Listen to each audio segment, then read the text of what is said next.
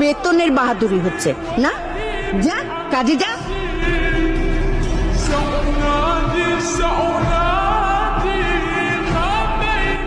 খালাম্মা, আফা, আমাকে নতুন ফ্রিজ আইছে।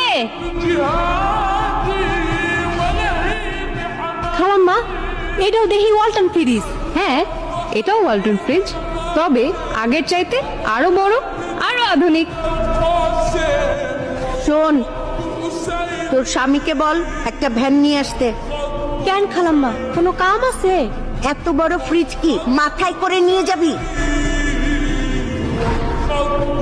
মানে? শোন, এই ফ্রিজটা যেদিন কিনি তুই সেদিনও বলেছিলি আমাকে ফ্রিজ আইসা পড়ছে। নিজেদের জিনিস নিজেদের মধ্যে টাকা দিয়ে বিক্রি হয় নাকি পাগলি?